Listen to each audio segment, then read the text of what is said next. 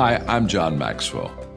When the top companies in the world are looking for trainers, speakers, and coaches, there's one name that stands above the rest, and that's Maxwell Leadership. Our certified team members have gotten proven results for companies all over the globe, and our reputation, I'm proud to say, is second to none. Some of our members have risen to the top of their profession, including the one you're going to meet today. I proudly introduce you to my friend Bob Fabian Zinka. Welcome to the Leadership and Success Podcast with your host, Coach BZ, where we help you lead with purpose and succeed with impact. If you're ready to grow into the kind of leader others want to follow, this podcast is for you. If you're determined to elevate your success and leave a lasting legacy, this podcast is for you. As my mentor, Dr. John C. Maxwell reminds us, everything rises and falls on leadership. Our goal is simple: to inspire you, challenge you, and equip you with insights that can transform the trajectory of your leadership journey. Welcome aboard to another episode of the Leadership and Success Podcast with Coach BZ.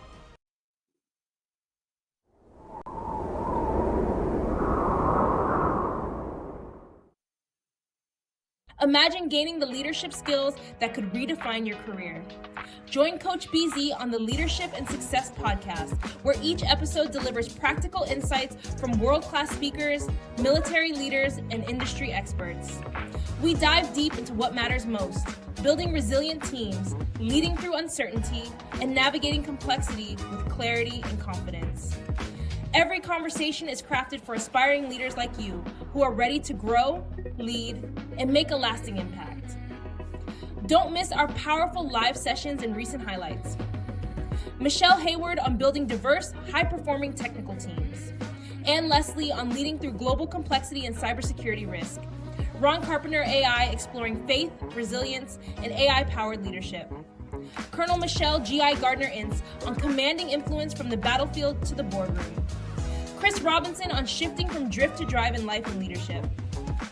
And Coach Enrique Acosta Gonzalez on mentorship, legacy, and heart-centered leadership. Ready to level up your leadership journey? Tune in on Spotify, Apple, Audible Podcasts, YouTube Live, and LinkedIn Live. Join the movement toward leadership excellence. Listen now and start transforming your success.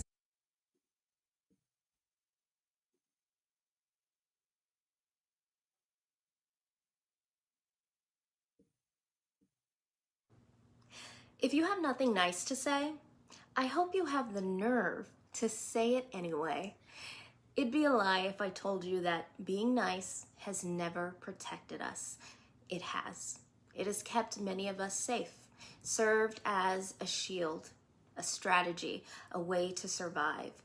But it has never set any of us free. It has protected the status quo, the comfort of the powerful, the silence of the oppressed. The opposite of nice isn't mean. It's not rude. It's not even kind. It's nerve. Nerve to speak up when silence feels safer. Nerve to take up space you were taught to shrink in. We need to name what we're up against. Constructs. Constructs are built by people, me, you, us. They're made-up rules dressed up in tradition.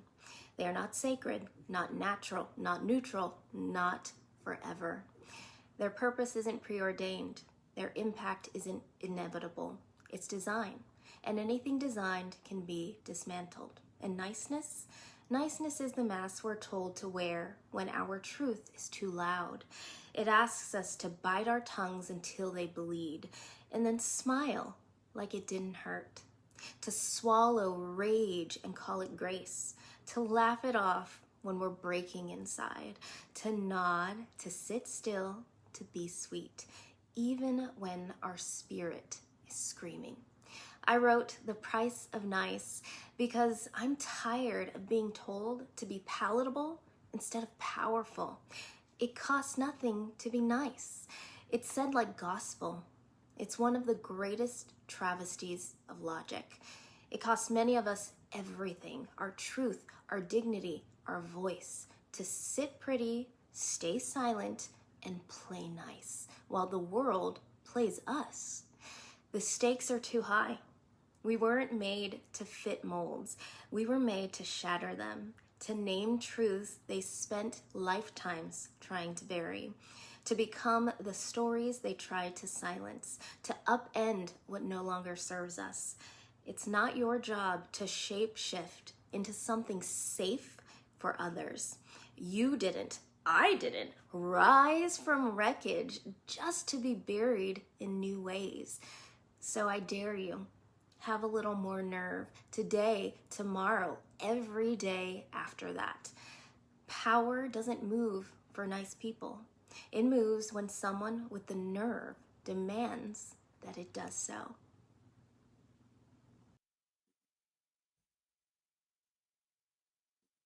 So now, the second segment of the show. What do you think is the most important lesson you've ever learned?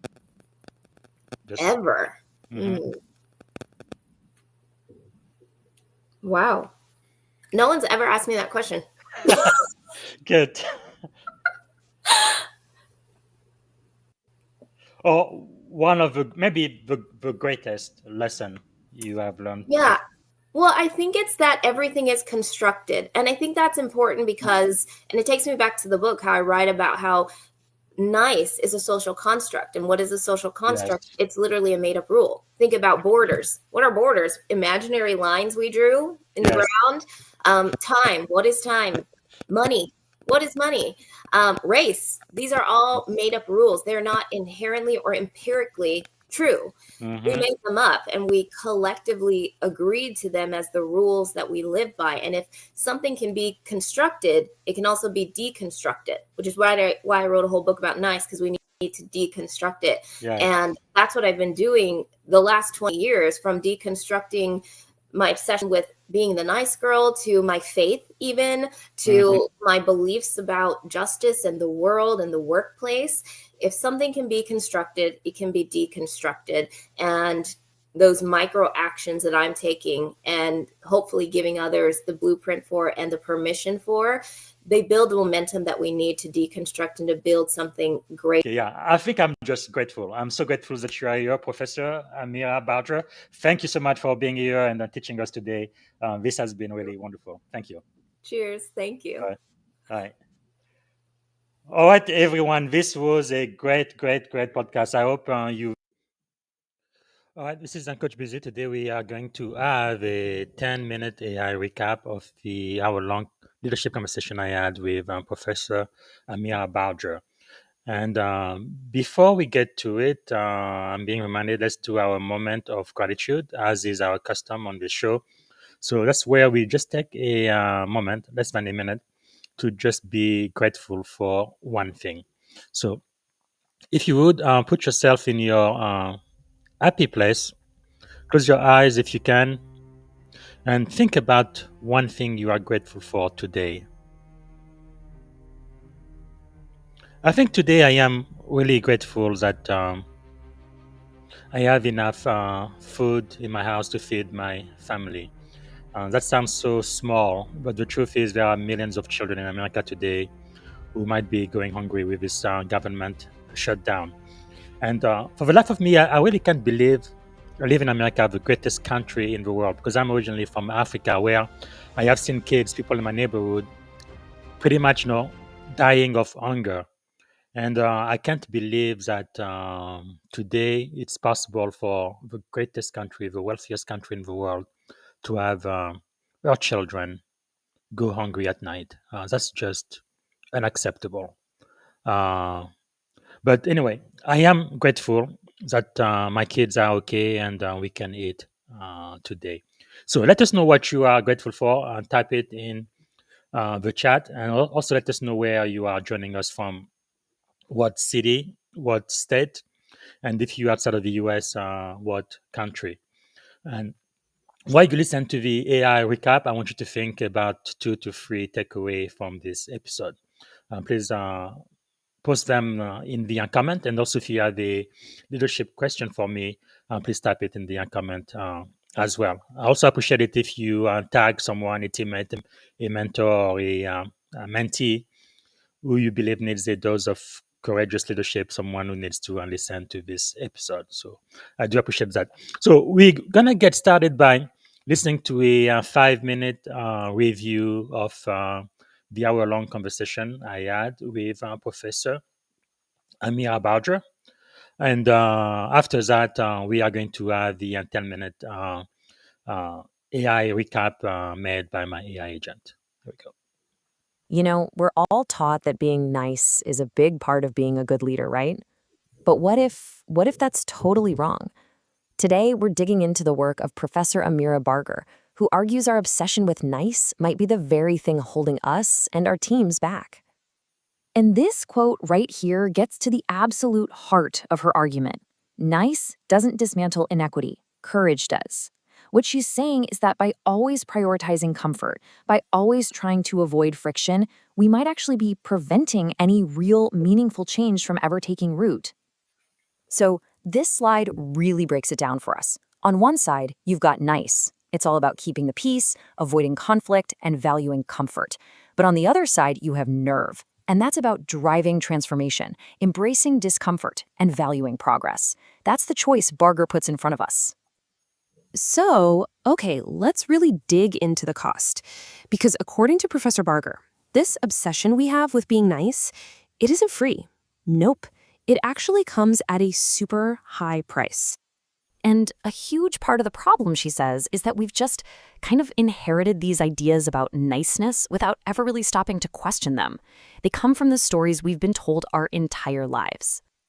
Just take a look at these classic stories she uses as examples. She says The Giving Tree, it's not a beautiful story about generosity, it's a masterclass in toxic self-sacrifice. Oof. And Goldilocks? Forget the innocent lost girl. She's a trespasser and a thief.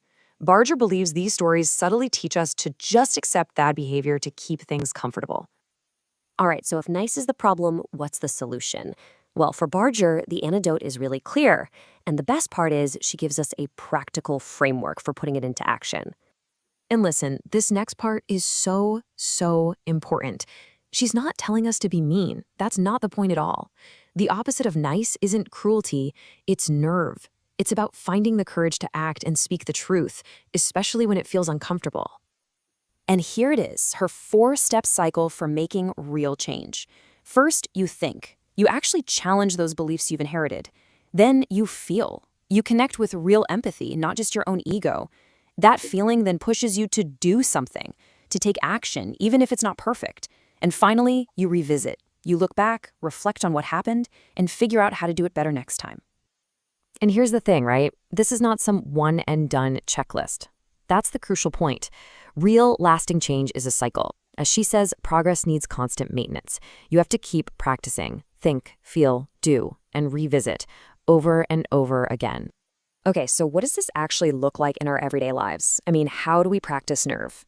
The good news is it's not about these grand, heroic gestures. It's built through small, consistent choices.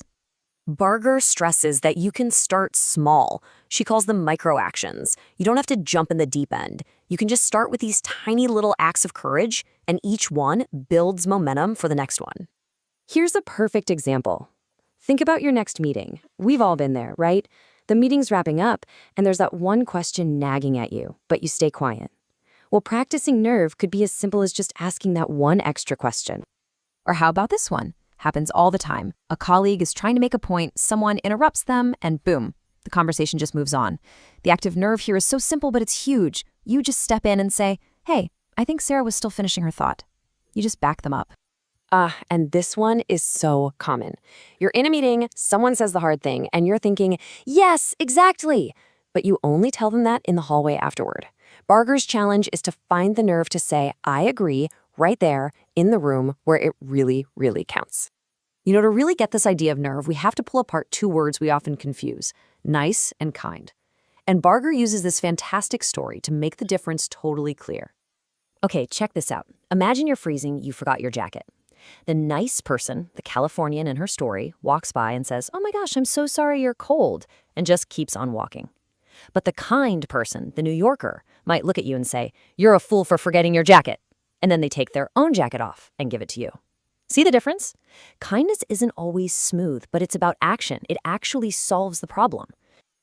You've heard that saying, it's lonely at the top, right?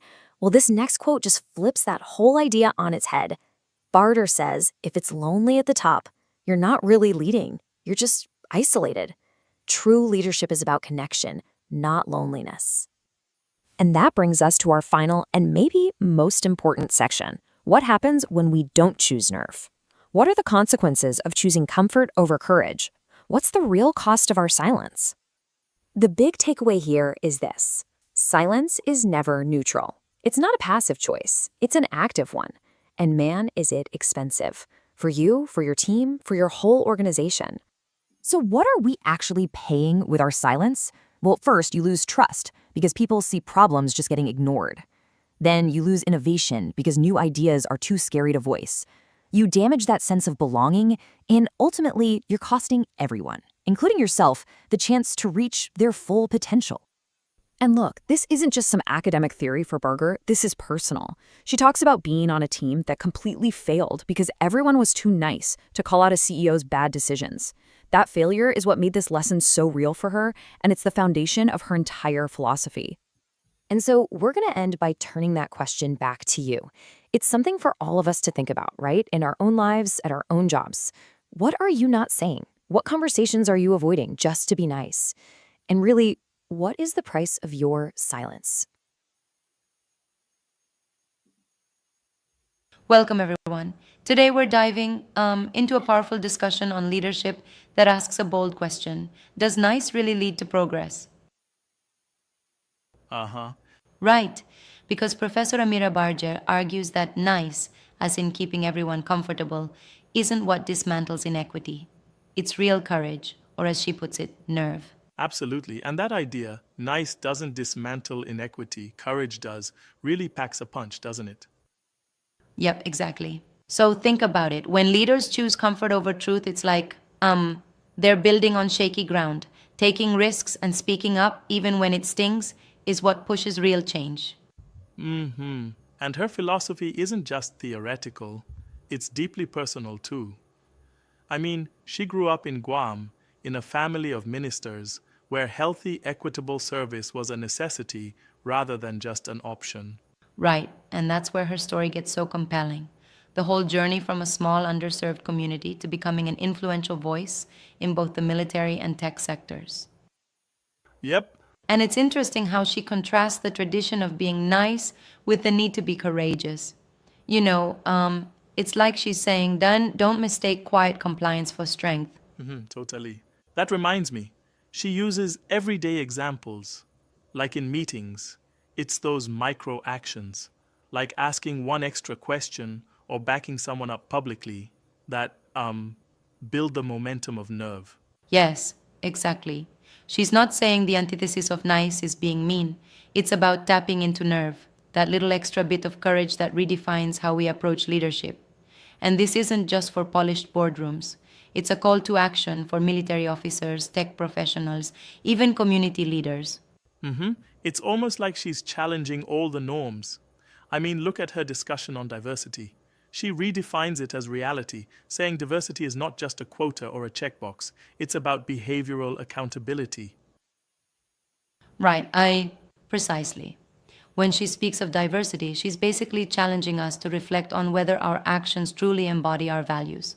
It's not just about saying we support everyone, but creating systems that bring about real inclusion. And that ties in so neatly with her idea of translating values into behavior. It's one thing to have corporate values listed on a wall, but if those values aren't lived out, like in meetings where someone always must ask a new question, that's just empty rhetoric. Exactly. It's like having a slogan without a game plan. And she even talks about storytelling. Yes, storytelling. How the narratives we choose can build or barricade change. True. Yep, think about it. Stories shape not just opinions but systems. When leaders reframe the narrative, they're practically rewriting the rules of engagement. That's powerful. And isn't it interesting how she contrasts kinds of kindness? Like that analogy of the Californian versus the New Yorker, where one just apologizes and walks on, and the other actually takes action by sharing their jacket. Absolutely. Yes, that story, it really hits home. It's saying that kind of leadership isn't just about empathy, but about acting, even if it's a bit uncomfortable. It's a call for courageous communication, where you deliver hard truths with care, rather than hiding behind politeness. Right on. And speaking of delivering hard truths, she points out that leadership is not about avoiding discomfort. It's about embracing it as fuel for real change. If you constantly stay in your comfort zone, you're not really growing. Yeah, exactly. Now, what do you make of her framework? Think, feel, do, and revisit. How does that resonate from a practical standpoint? I really like that cyclical approach. It's not a one and done deal. It's a continuous process of evaluation and adaptation. You think, you feel the impact, you act on it, even if imperfectly, and then you revisit to refine further. It's like progress is never linear. Right, right. That's an important reminder for leaders. Progress is built in layers. Each small act of nerve, like breaking the silence in a high stakes meeting, can cascade into systemic change over time. And honestly, it kind of flips the script on what we often expect at the top.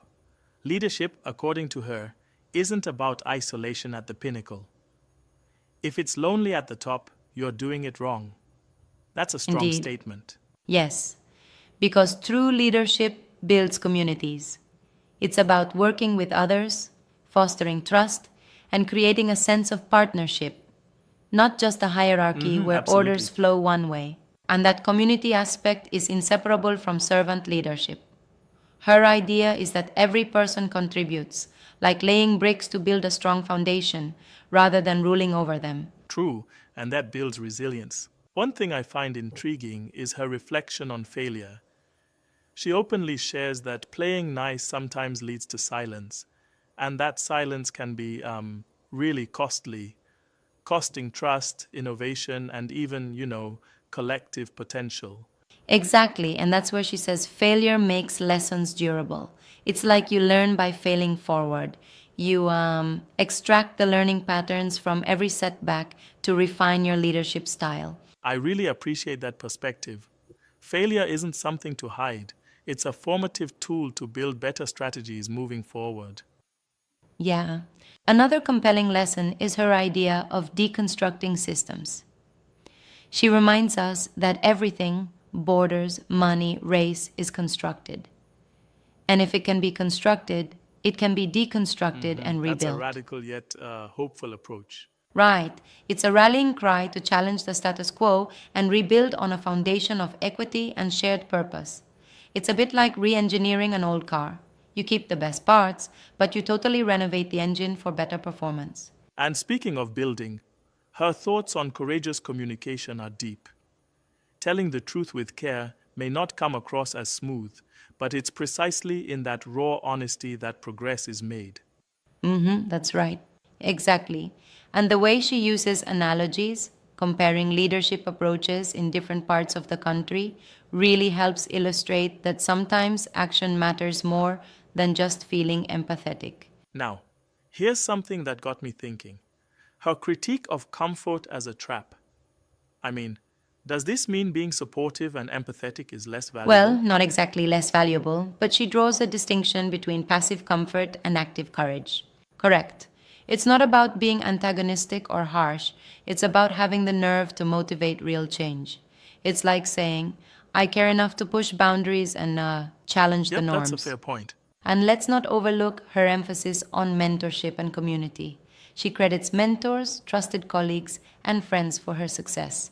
It's a powerful reminder that no leader truly makes it on their own. Right, because community isn't just about personal gain. It's about collective advancement. Every supportive interaction builds the scaffolding for future success. Exactly. And then there's her hope as a discipline. She states that hope isn't naive, it's something you practice daily. That struck me as a call to maintain resilience even in the face of challenging change. It's like treating hope as both a mindset and an action plan. You intentionally foster it until it becomes embedded in your everyday leadership. And finally, her striking final thought on silence. That silence comes at a high price. When you choose not to speak up, you let opportunities slip away, and allow inequity to persist. Exactly. In every context, whether it's a tech boardroom or a military command, choosing courage over comfort is, well, the key to transformative leadership. Right, absolutely. So, to wrap it up, what's our takeaway? It's that leadership demands a balance, challenging traditional niceness, practicing those micro moments of nerve, translating values into actionable behaviors, and nurturing a community that supports courageous communication. And that's really the essence of Professor Barger's vision. Leadership as a craft that blends honesty, service, and a willingness to revolutionize systems.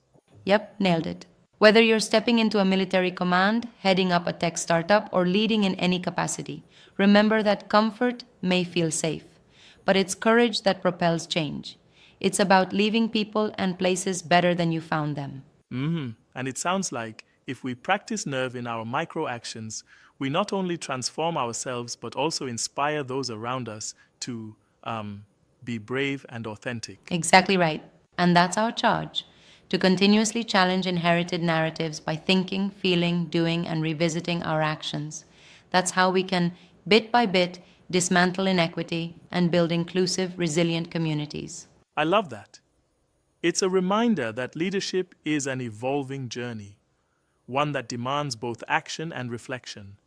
And there's so much depth in understanding that great leadership isn't lonely when done right. Absolutely. It's all about partnership. So, for all of you listening, whether in boardrooms, on battlefields, or wherever you lead, dare to speak up, dare to act with nerve, and remember, real progress is built on the courage to challenge comfort. Well said. Thanks for joining this deep dive into leadership lessons that truly matter. Stay courageous and keep leading with integrity.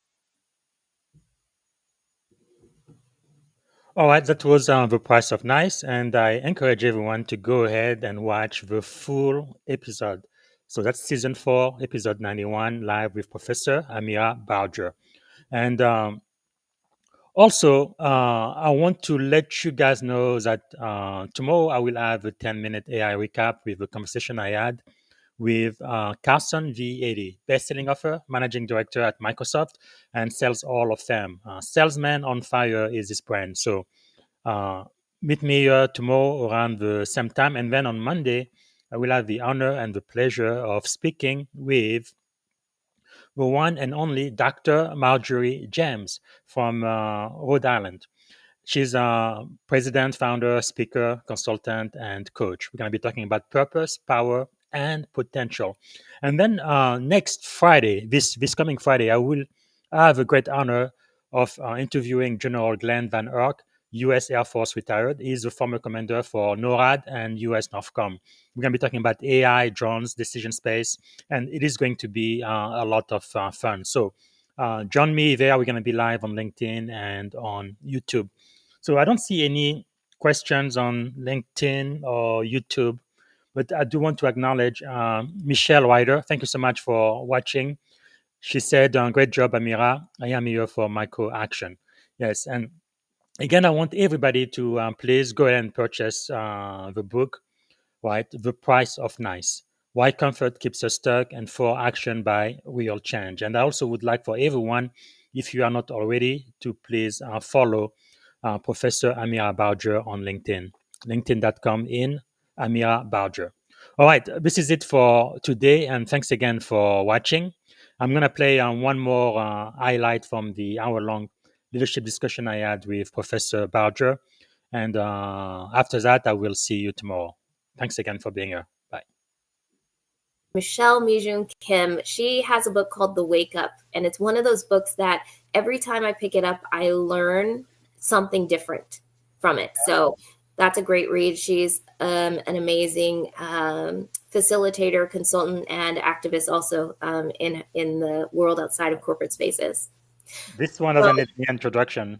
No, everyone knows Noam Chomsky. He wrote with Edward Herman the book Manufacturing Consent, which is up here. So that's why I'm looking over there. Yes. I talk a lot in the world of communications about propaganda and manufactured consent. And this book was really transformative for me around mass media and moving people at scale and what it means to behave in advance and fall into the trap of compliance from the powers that be. So Mm. it's a good thinking book. It'll make you think. It's thick. It's a thick one. Quite, quite timely. And finally, this one. Miriam Kaba, who said, hope is a practice or discipline. Hope is a discipline. That's where I learned that from. Because I think in corporate America, many of us have heard the quip saying, hope is not a strategy. And I also reject that. But Miriam talks about it as a discipline. Hope is a discipline, something that requires action that we must practice. And it has use and it has purpose. And I think too many people